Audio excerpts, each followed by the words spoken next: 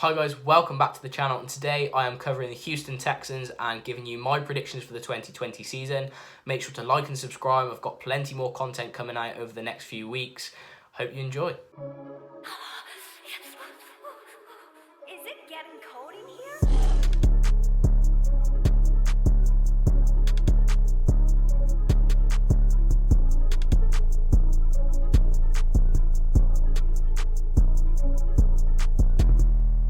So 2019 for the Houston Texans and a 10-6 record to finish the regular season. Obviously this is a good record, anyone will take a winning season. Clinched the AFC South and they had a great overtime win against the Buffalo Bills, showed a real clutch gene from Deshaun Watson coming back and doing that. Then they lost to Kansas City obviously in the divisional round due to a Mahomes magic comeback. But I'd say it's a good season overall. A trip to the playoffs is never bad, especially making it past the wild card round. But from the position that they were in against the Chiefs, it will be slightly disappointing. But overall, a good 2019 for them. So looking at their schedule for 2020, it's the tied 8th hardest because they've got the Colts and the Titans twice. They travel to the Steelers, the Chiefs, and then they host the Ravens, Packers, Vikings and Patriots, and this does seem very hard, so they'll be hoping that they can find the form of last season to take them through this schedule and take them onto the playoffs again. So we can't talk about the Texans without talking about Deshaun Watson. He is their main man, he's the star guy. He's been a great pick for them since he was drafted out of Clemson, and in just the 2 seasons that he started, he's led the Texans to playoffs in both years while throwing around the 4,000 yard mark. And he threw 26 touchdowns in 2018 and 19 with only 9 and 12 interceptions respectively. So these are really good stats. He rushes well. He had around 500 yards for the last 2 seasons. And his ability to scramble and extend plays is really up there with the best quarterbacks in the league. You look at Russell Wilson, Patrick Mahomes, and he really can extend plays. And this was particularly shown in that game against the Buffalo Bills in the wildcard round, where he had 2 defenders right on him and he managed to duck and dive and scramble out of it and essentially find the game-winning pass downfield. So he's a really good player that is the key to the Texans' success if they're going to have any of it this year. So in 2020, David Johnson is running back 1, and it's slightly controversial because of all the trades that have been going on, but I'll touch on that slightly later. But he has racked up 2 seasons of around 1,000 yards when he is fit, but he has had some injury problems. But as a running back 2, Duke Johnson is a good backup. He's good for about 400 yards in this season too, so yeah, that's all right. So on the offensive line, they've retained all 5 starters. Laramie Tunsil is by far the best player there, allowing a QB pressure once every 28 snaps in 2019, and this was the 4th best of all left tackles in the league. So that was a really good stat. But all of the O-line are returning, so expect improvements. Even the worst lines that are there, that they all come back the next year, they generally do improve because of their chemistry and cohesion improves. They know where the runners like to hit the holes, and they learn the scheme and the plays better. So I would expect an improvement on the Texans O-line again coming into 2020. So despite the DeAndre Hopkins trade to the Arizona Cardinals, I'd still say that the Texans have probably got one of the deepest, not necessarily star-studded, but one of the deepest quality wide receiver cores. You look and you've got Brandin Cooks, Will Fuller, Randall Cobb, Kenny Stills, Kiki Kuti. All of those players would walk onto other teams and be at least in the first 3 wide receivers. They would start every game. So to be able to field all 5 of these receivers is still a great feat. And you've also got Darren Fells at tight end, who's been there for a while. So although you've got your main target gone, Hopkins was Deshaun Watson's favourite target, I still comfortably believe that Watson has the tools necessary to take them on a successful season.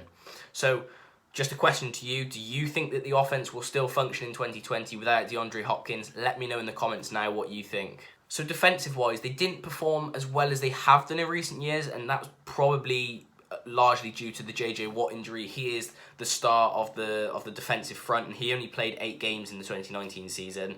And they didn't really get to the quarterback or defend the run too well last year, which put more pressure on the defenders at the second level. The secondary as well, despite great amount of talent there, didn't perform as well as it has done in recent times. It allowed 32 touchdown passes, the 5th most of all the NFL teams. But the strong point on defense were the linebackers. Whitney Merciless going nuts on defense, 7.5 sacks, 4 forced fumbles and 2 interceptions. And Brennan Scarlett was also kind of a sleeper player last year. No one was expecting massive things. He came out and performed well, put up good numbers on the other side of the linebackers. So if Texans have aspirations in 2020, really getting to the quarterback and stopping the run, stopping them getting to the second level, that has to be a priority for 2020. And looking at the coaches, Bill O'Brien has been in charge for 6 years now, and with the exception of 2017, he's led the Texans to winning seasons every year. And Tim Kelly, offensive coordinator, he's worked his way through the organisation up to being an offensive coordinator now. He was quality control, and he's just worked his way through the roles in a 6-year span. And you've also got Anthony Weaver. He's going to be the defensive coordinator for the first time in 2020 after spending time as a D-line coach with them since 2016. So a lot of people are discussing and saying that Bill O'Brien's on the hot seat in 2020. Would you say he is? Would you say that the Texans organisation are looking very closely towards him being on the hot seat? Let me know now. So looking towards the transactions in the 2020 offseason, and the Texans made big headlines. They were the biggest trade for sure of the 2020 offseason, and it was the DeAndre Hopkins and a 4th round pick for David Johnson and a 2nd round pick and a 2021 4th round pick. This was with the Arizona Cardinals, and everyone's quite appalled, to be honest, at the daylight robbery trade.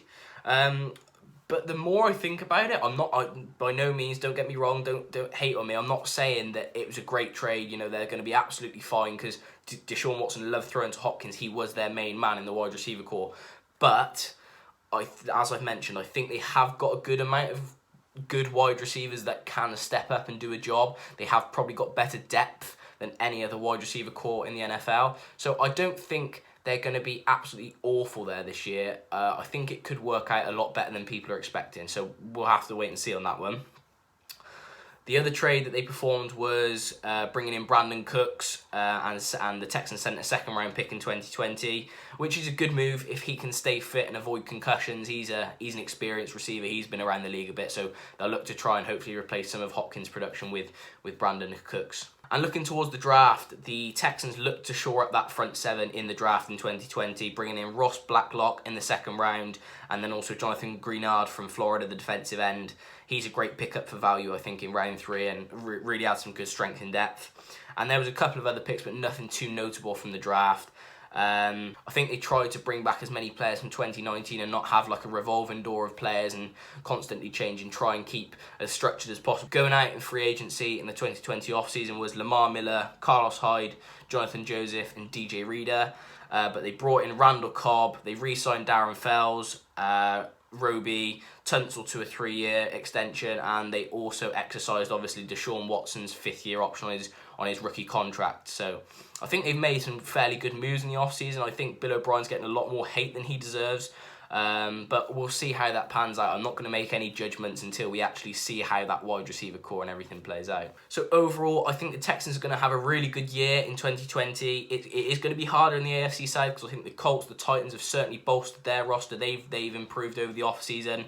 But you've got 2 easy wins against the Jags, I think, and other teams that they play on their schedule. I think their floor is 7-9. For some reason, if the trades don't work out, they can't get the running game going. If David Johnson's injured or something, and Duke Johnson isn't productive, maybe they could go 7-9. And if they fail to stop the run, which they did last year. But if it all clicks well and they tighten up this run game, they get their run game going, and Deshaun Watson can hit all of these different targets, then I can definitely see them going 12-4. I'd say their ceiling would be 12-4. They could pick up some surprise wins against the Chiefs, the Ravens. We don't really know. I don't know if they'll win the AFC South outright because, like I said, Titans and Colts have definitely improved over the offseason. But I still believe that this side is a quality side that can make the playoffs yet again in 2020. So do you agree with this prediction? Let me know in the comments. Comment U if you think that Texans are going to go under 9 wins, and comment O if you think they're going to go over 9 wins in 2020. Let me know now in the comments. So thanks for making it to this stage of the video. As I've said, let me know in the comments what you think about the video. If you agree with my predictions, if you disagree, if you like the video style. And make sure to like and subscribe. I've got a lot more similar content coming out over the next few weeks. Until the next one.